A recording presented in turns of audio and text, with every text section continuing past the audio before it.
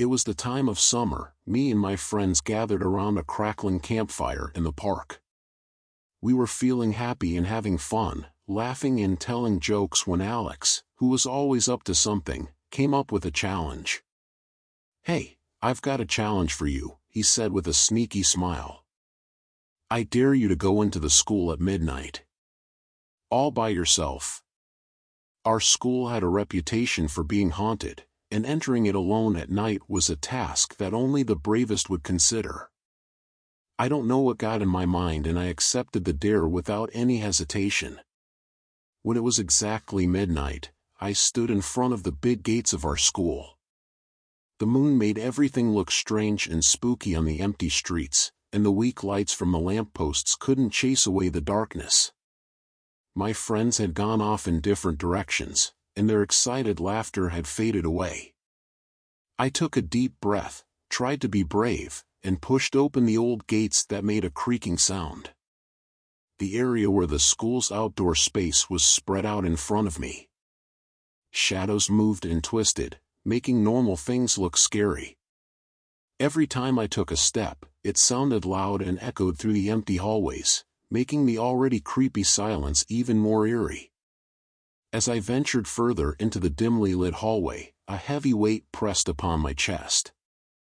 The walls seemed to close in around me, and the portraits of former teachers hanging on the walls appeared to watch my every move. My heart raced as I continued my descent into the school. All of a sudden, I heard a rustling sound coming from a corner of the hallway. It startled me so much that my heart jumped into my throat. Shadows moved and flickered on the walls, making me feel like my mind was playing tricks on me. Even though I knew my friends were somewhere close by, I couldn't shake off the feeling that someone was watching me. Driven by curiosity, I cautiously followed the figure that darted across the hallway and vanished into a nearby classroom. My pulse quickened, and my footsteps echoed through the empty room as I entered, only to find it eerily empty. I could hear laughter echoing through the hallways, and it was definitely my friends' voices. They were making fun of me and teasing me, and their shadows kept appearing on the edges of my vision. But as time went on, I started to get confused. I couldn't tell if it was really them or if there was something scary hiding in the dark. Suddenly, the door behind me closed loudly, trapping me inside the room. I panicked and tried to find a light switch, but my hands were shaking too much. I couldn't find it. The darkness felt suffocating, and I sensed something moving closer to me, even though I couldn't see it. The room was filled with creepy whispers that sounded like a bunch of spooky voices. They were all around me, blending together in a scary chorus. I couldn't tell if it was my friends making fun of me or if it was the ghostly sounds of wandering spirits. Fear consumed me, and I desperately wanted to escape from this terrifying experience. I struggled to get back on my feet, ignoring the pain in my leg. I didn't want to let the school's secrets control me. As I went back the way I came, I tried to remember the confusing hallways. But doubts began to fill my mind. I couldn't be sure if it was really my friends scaring me or if there was someone else, someone scarier, hiding in the dark. This uncertainty made me even more afraid, and I desperately searched for another way out as fast as I could. Finally, I burst through a door and came out into the schoolyard. I felt so relieved, like a weight had been lifted off my shoulders, and all the fear and tiredness went away. The air outside felt cool and nice on my skin, and the moon looked so peaceful and calming. I walked forward, getting farther and farther away from the school, and with each step, my heart started to calm down, like I was escaping from the scary school's hold on me.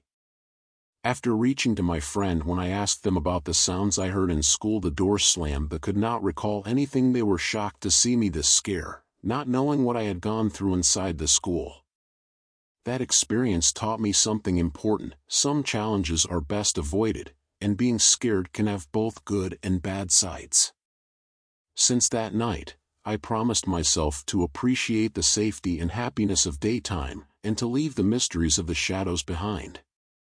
Even though I managed to get out of the school, the memory of that night will always haunt my dreams, reminding me of the true depths of fear that exist within all of us.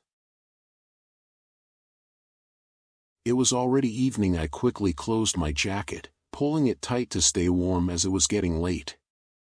My friends and I were walking home from school practice. The streetlights made long shadows on the empty sidewalk, and it felt spooky and quiet outside.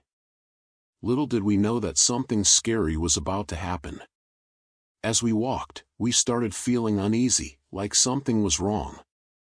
We walked a bit faster and looked back, but we didn't see anything strange.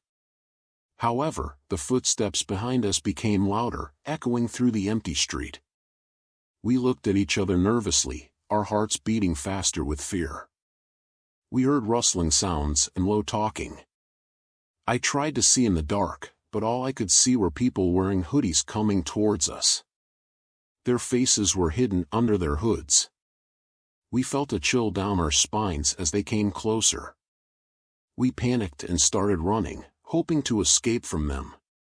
But it seemed like they were keeping up with us effortlessly, always right behind us. It felt like they were playing a scary game with us.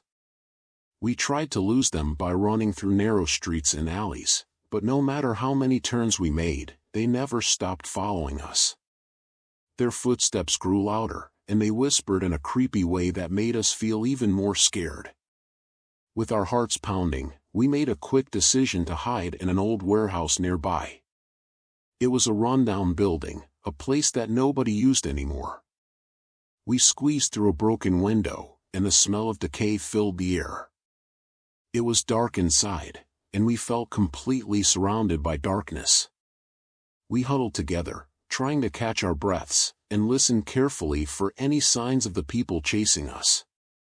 The silence was so intense that it felt like time was standing still.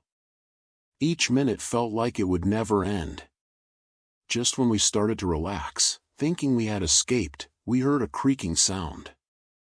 We looked towards the entrance of the warehouse and saw the hooded figures standing there.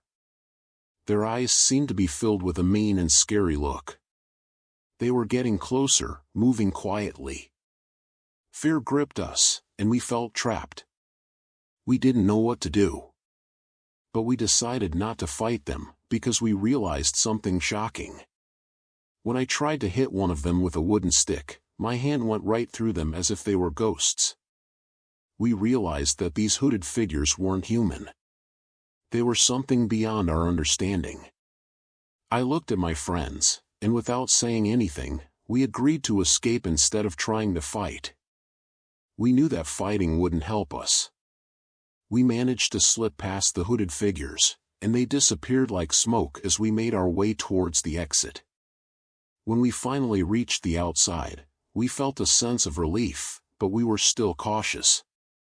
We knew they could be hiding in the shadows, waiting to surprise us again. We ran as fast as we could, feeling exhausted but knowing we had to keep going. We didn't stop until we reached a busy area with lots of people and bright lights. Finally, we slowed down and caught our breaths. We looked back one last time, but the hooded figures were gone. It felt like they had vanished into thin air. We were relieved, but the memory of that scary night stayed with us. We made a promise to never talk about it again. The hooded figures remained a mystery, and we never found out who they were or why they chased us. But we learned a valuable lesson that sometimes, there are things we can't understand or explain. It's better to stay away from trouble and not go looking for things that are better left unknown.